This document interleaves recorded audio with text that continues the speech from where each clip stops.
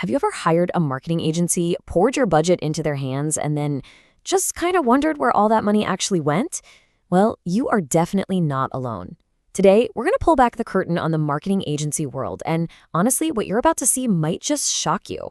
Look at this number, 90%. Industry research suggests this is the percentage of marketing agencies that are, for all intents and purposes, wasting their clients' money. 90%. Just let that sink in for a second. This isn't about a few bad apples. We're talking about a systemic, industry-wide problem. So you have to ask, how did we get here?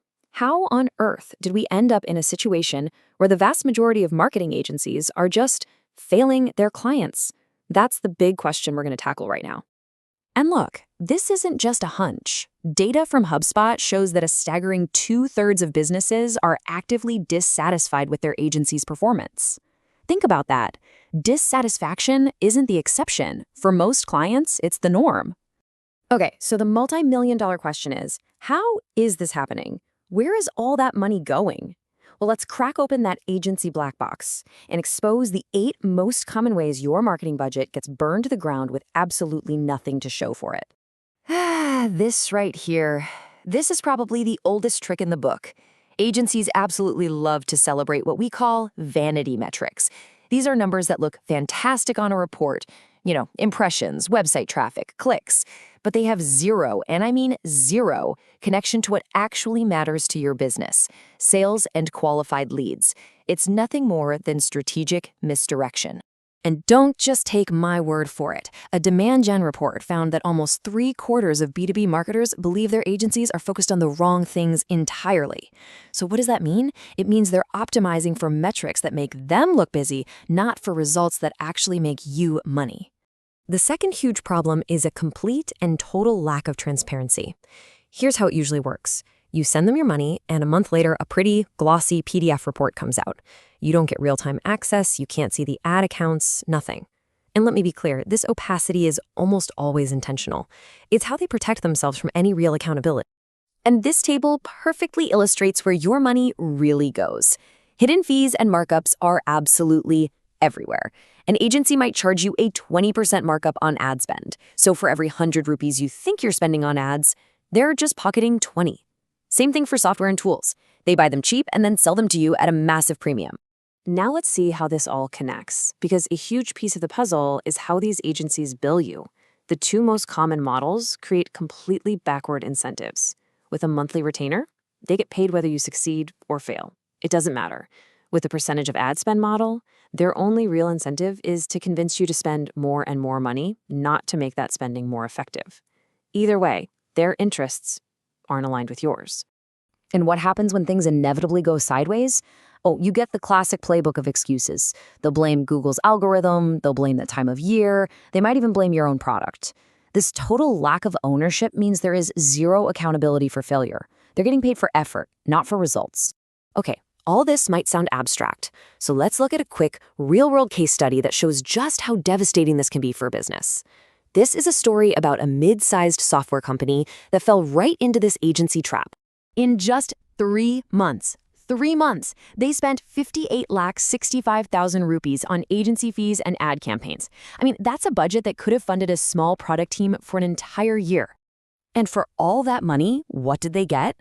Out of the hundreds of so-called leads the agency generated, they closed exactly 2 deals. Just 2. So if you do the math, that means the effective cost to acquire each of those 2 customers was a mind-blowing 1,46,62,500 rupees. To put that into perspective, they could have bought a luxury apartment in a major city for the cost of acquiring 1 single customer. This isn't just waste, it's a catastrophic failure of investment. All right, so now that we know just how bad the problem is, how do you protect yourself? Let's walk through a really simple but powerful framework to help you spot a bad agency before they ever get a chance to touch your money. First up, you have to analyze their sales pitch. Listen for promises that sound way too good to be true because, they are. If anyone guarantees you a #1 ranking on Google, they're either clueless or they're lying. If they talk more about the awards on their shelf than your bottom line, their priorities are all wrong. And maybe the biggest red flag of all? Vagueness. If they can't clearly define success with specific business KPIs, you need to walk away. Fast. Next, you have to scrutinize the paperwork. This is where the truth really comes out. Be extremely wary of long lock-in periods. A confident agency doesn't need to trap you in a 12-month contract. Question every single vague line item like platform fees. And this is critical. Make sure the contract explicitly states that you, not the agency, own all of your data, your ad accounts, and your creative assets. That is completely non-negotiable. Now, the good news in all of this is that there is a much, much better way. The solution is to completely shift your mindset. Stop looking to hire a vendor and start looking to find a true partner. This is the real turning point. And this slide really says it all, contrasting the two worlds. The old agency model thrives in the dark. It's built on opacity, vanity metrics, and fixed retainers that guarantee them a paycheck no matter what. But the modern partner model, it's fundamentally different. It's built on radical transparency, where you see everything they see in real time. It's measured by real business results, like return on investment and customer acquisition cost, not fluff. And the billing is tied directly to performance, which means their success is financially linked to yours. This isn't a vendor you hire. It's an aligned partner sitting on the same side of the table, sharing in both the risks and the rewards. So, how do you make this a reality for your business?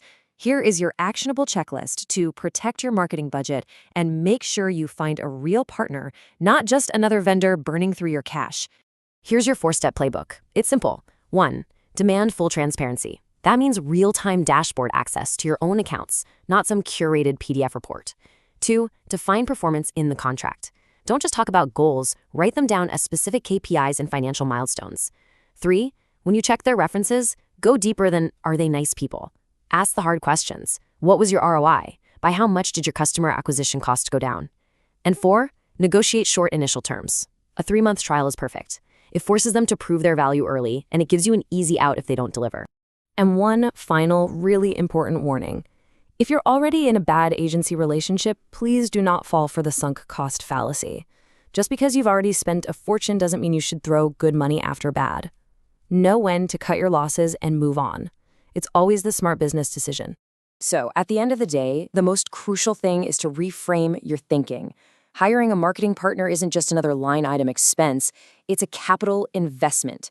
And just like any good investment, you should absolutely expect and be able to measure a positive return. And that really brings us to the final question you should be asking yourself tonight. When you look at your marketing reports, when you look at your profit and loss statement, is your marketing a true investment that's actually growing your business, or is it just another expense that's draining your budget? The answer to that question will tell you everything you need to know.